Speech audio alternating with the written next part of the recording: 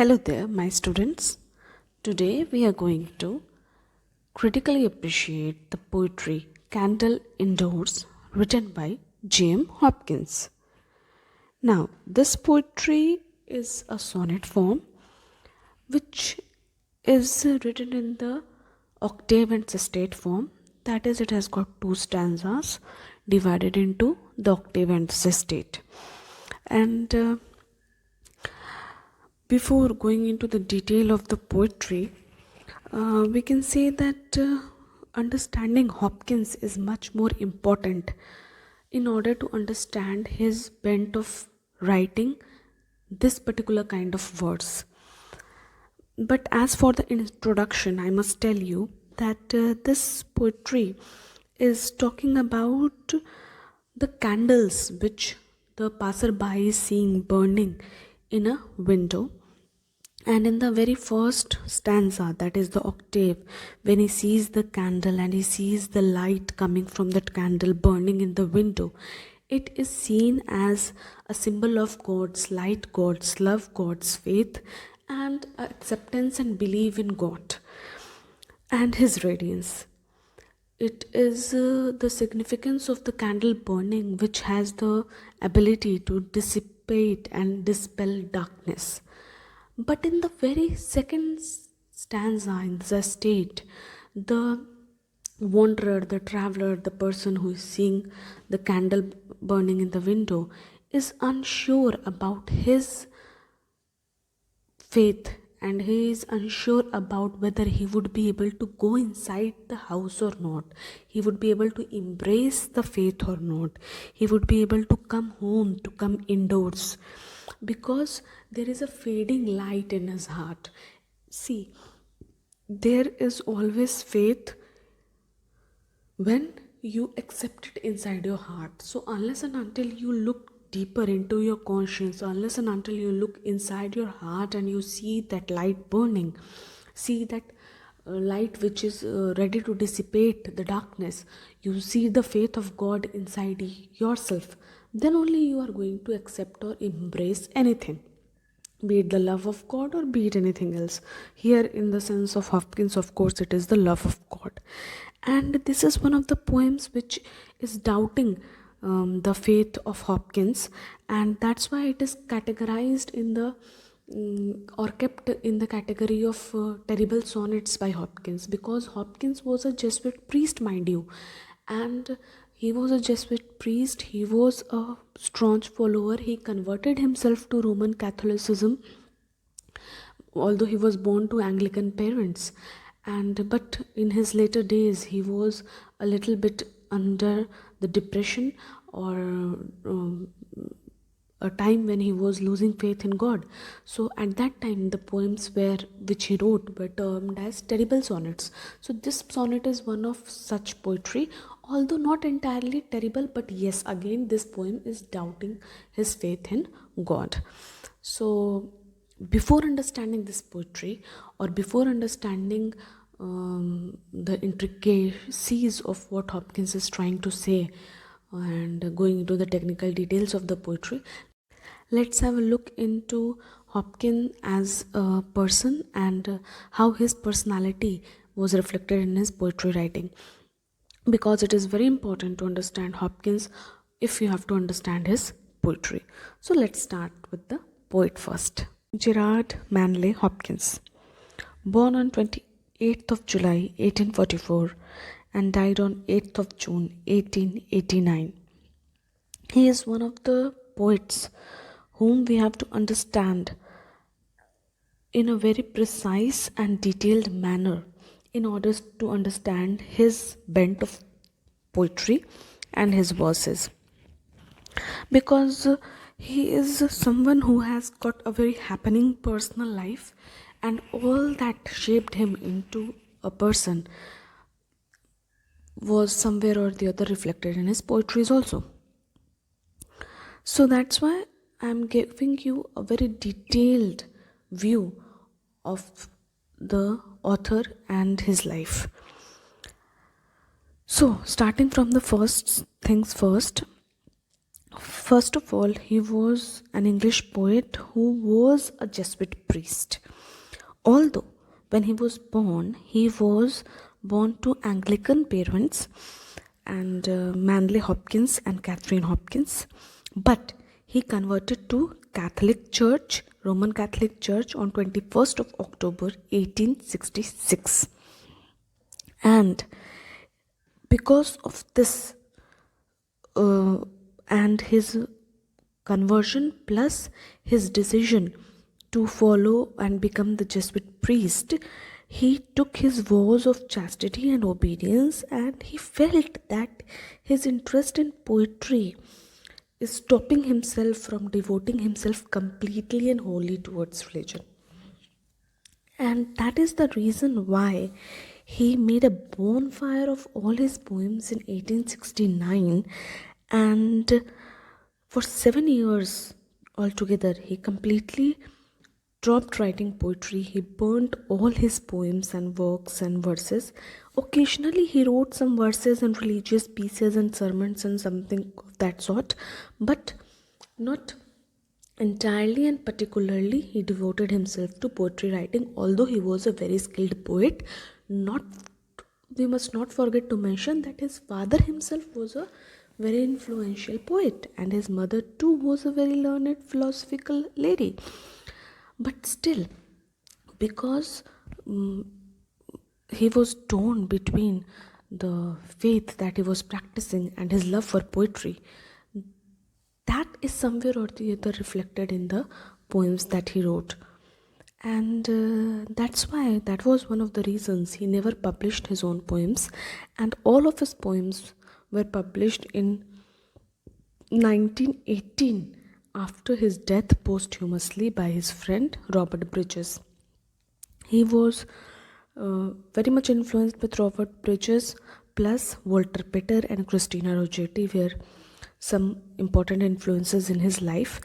And his kind of poetry that he wrote, the verses that he wrote, was something or the other, a kind of influence for the modern writers of the 20th century, be it Eliot or be it Cecil DeVille Lewis.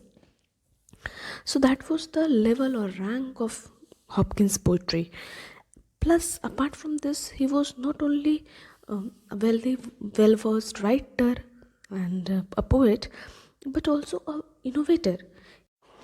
He innovated an entire rhythm called the sprung rhythm, where he broke from the established metrical concepts, and somewhere or the other it can be seen as in between something what is the free verse and the rhyme and rhythm that one follows in poetry. Plus, his later day sonnets were a different kind of poetry that he was writing, because although he converted to Roman Catholic Church, he became a Jesuit priest, but still at the end of his days he was suffering from lot of turbulence in his mind, and he was diagnosed with bipolarity, and he was somewhere or the other mentally not very sound, we can say. And all his depressions and dilemmas in the last days made him write poetries which were termed as terrible sonnets. And all these terrible sonnets doubt his religious basis, because see, earlier he was someone who was writing poetries, and for the sake of religion he forsake poetry. And then suddenly he, in his later days, shifts on to doubting the religious practices that he had been practicing, and doubting about his faith in God. He was losing the faith in God. So the terrible sonnets like I wake and feel the wall of dark, not day, or like the poem No worst there is none, or Carrion Comfort, these all the poems are kept into the category of terrible sonnets.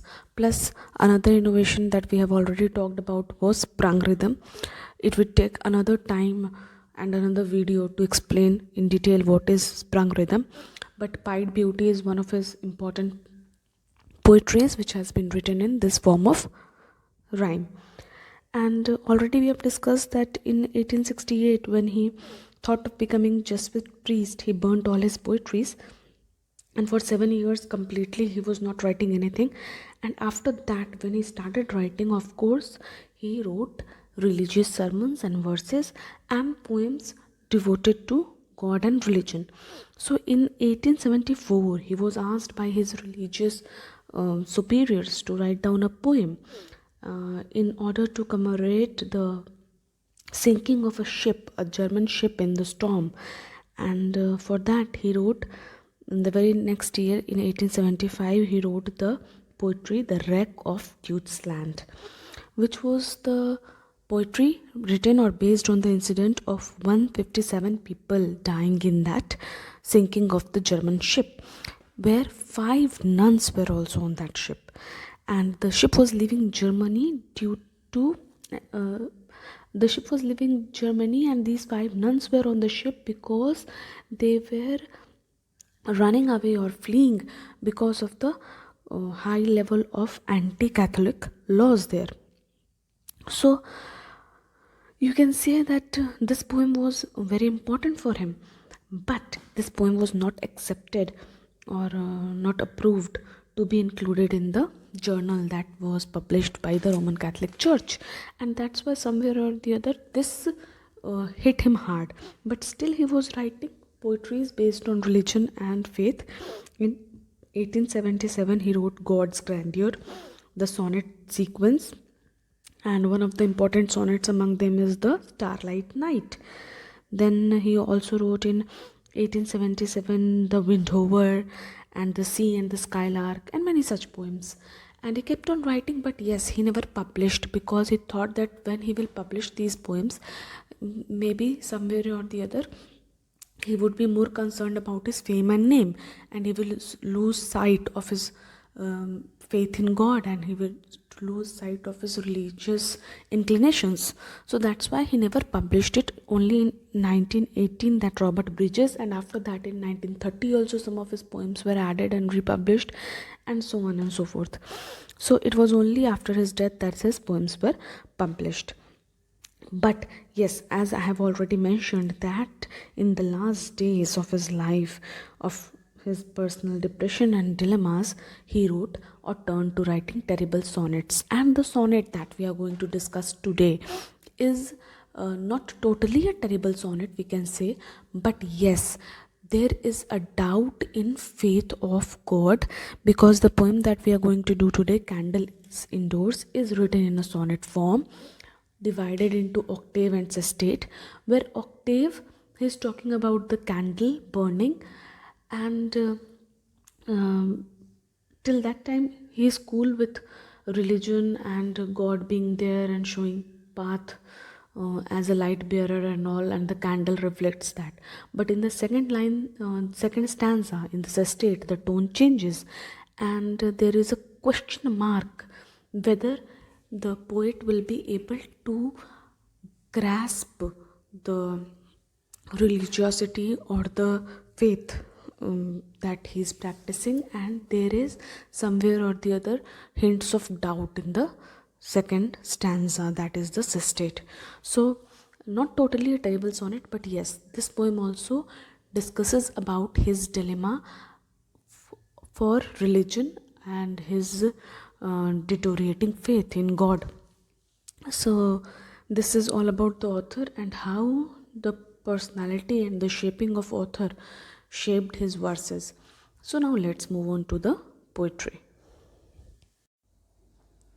So here we have the poetry in front of us, and clearly you can see it is divided into 2 stanzas.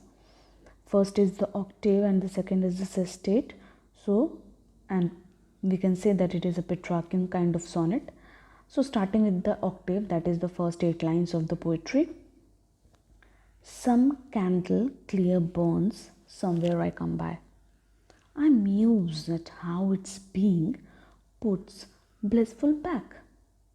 With yellowy moisture, mild nights clear all black. To fro, tender trambeams truckle at the eye. So he's trying to say that somewhere nearby, somewhere in his neighborhood, there are candles which are burning, and that candle signifies something which is illuminating the essence of consciousness, you can say, or the faith in God, or to follow the path of righteousness, whatever that may be, which gives the person inner light. So somewhere or the other, the candle which is burning inside the house in his neighborhood is compared to the illuminating consciousness that is somewhere inside each and every person's heart. And you have to keep that alive, you have to keep that light going, so that you have, in order to put back all that is black, all that is bleaky. So throughout the night, the yellowy moisture which is burning, the candle which is burning, it keeps away the darkness. So in order to keep away the darkness, obviously there has to be some or the other kind of light, and here that light he is feeling or talking about, or he is metaphorically relating, is the candles burning in his neighborhood. And he says that the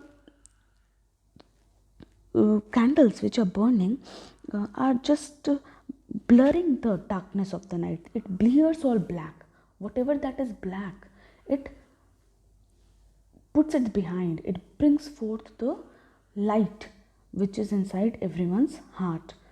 So it's just like as if these lights are to and fro, moving backwards and forth in the mirror of his eyes, as if they are submitting towards his eyes in tram beams, in several form of beams. They are coming to him, hitting towards him, towards his eyes, and is dispelling darkness.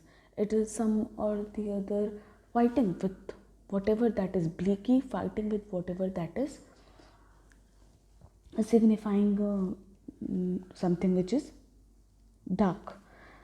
And then he moves on to say, who are these people who are burning these candles? So by that window, because he's seeing that candle burning in the neighborhood, so in that neighborhood, from the window, from outside the window of the house where the candle is burning, he can see the little fingers at task. By that window, what task, what fingers ply? Ply, of course, to come to service, to work upon something. So these fingers are doing something, some kind of work. What are they doing? Of course, they are burning candles by the windows. I plod wondering. So he thinks there, walks slowly with a heavy heart, because of course he's thinking. That's why the walking is in a very slow, serious manner. Slowly he's walking past the window, thinking and wanting, just for lack of answer, the eagerer of wanting Jesse or Jack. So he's seeking for that answer. What is the reason behind burning these candles? Why Jesse or Jack, XYZ, anyone who is inside the house, he does not know the proper name of the person who is lighting up the candle by the windows. So be it Jesse or be it Jack, whoever is eagerly burning those candles are doing it with some kind of purpose. And what is the purpose? He wants to find out. He wants to eagerly seek that answer. Of course, those candles are burning in the glory of God, for the significance of God. They are generally, we burn candles, especially in Christianity, they burn candles in front of Jesus and in praise of God.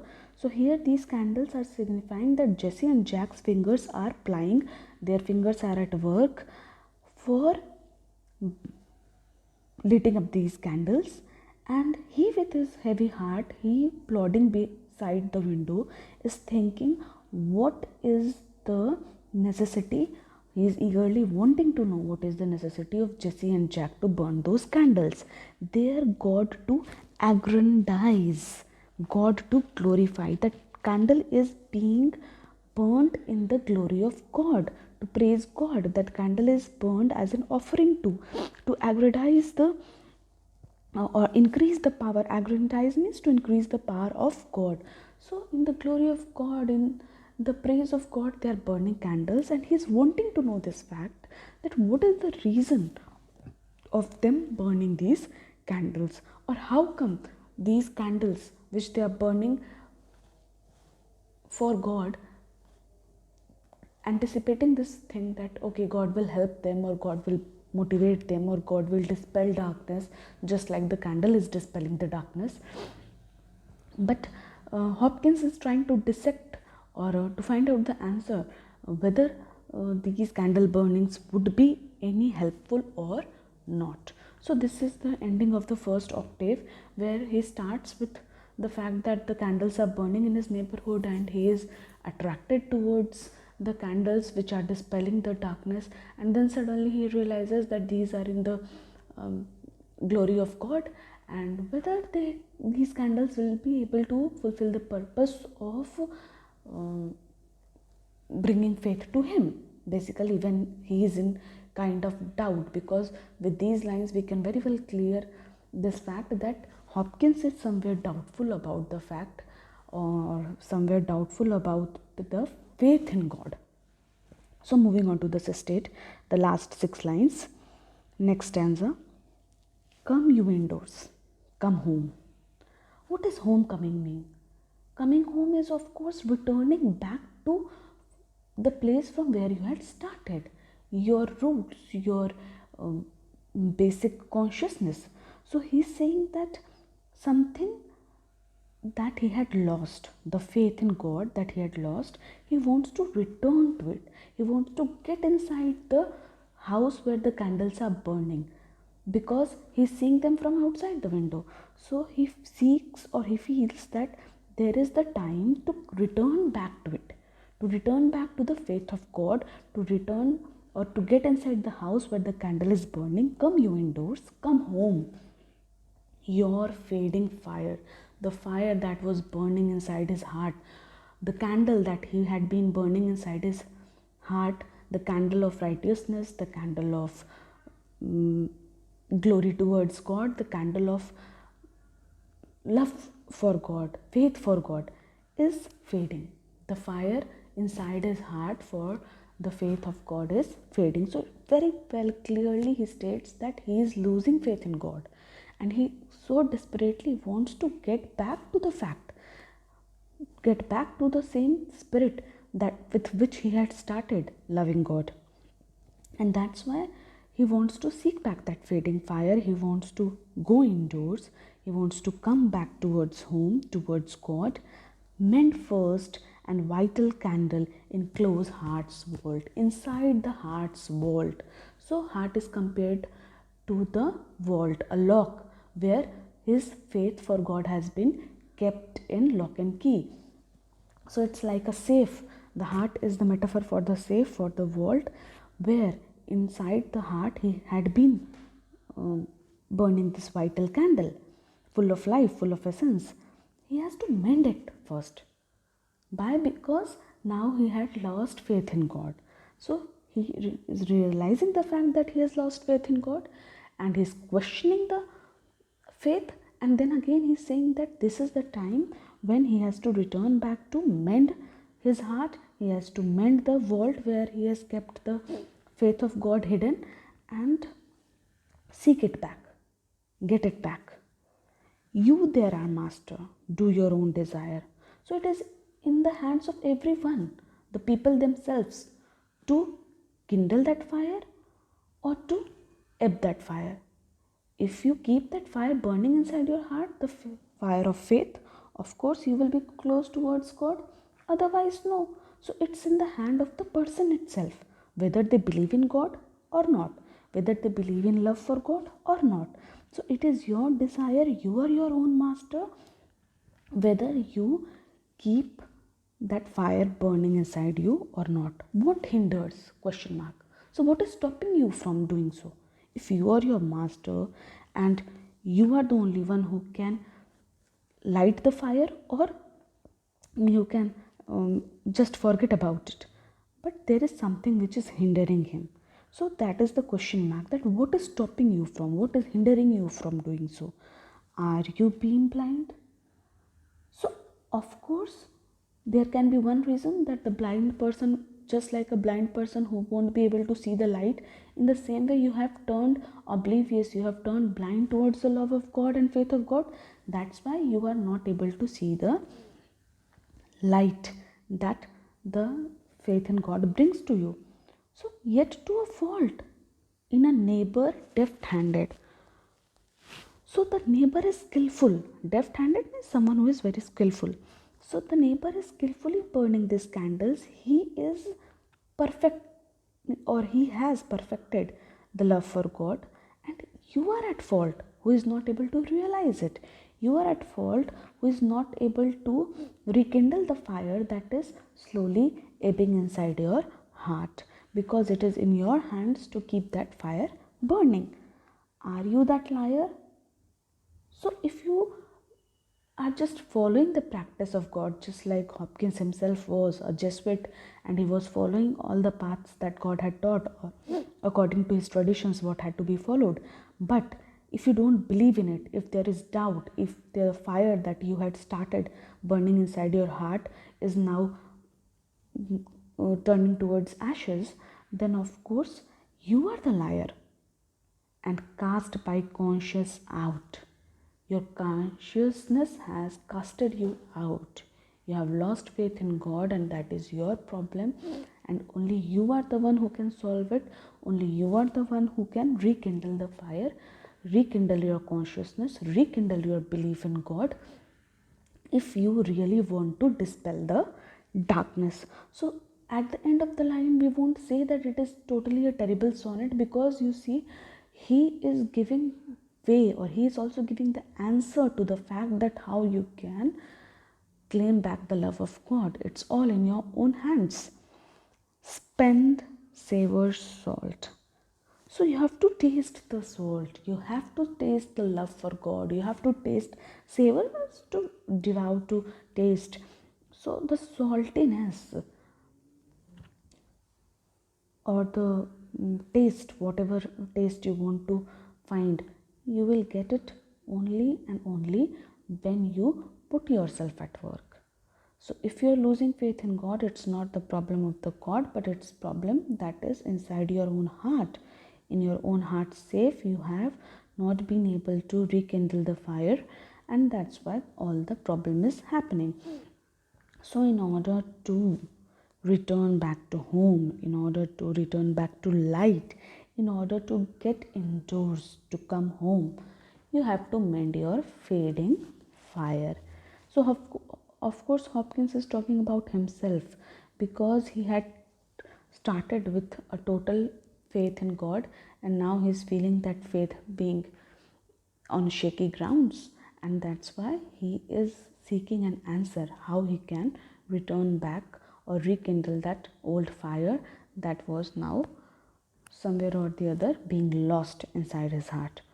So that is all about the poetry, and I'm sure you all have much understood it. If yes, then please don't forget to like, share, subscribe and comment. Thank you.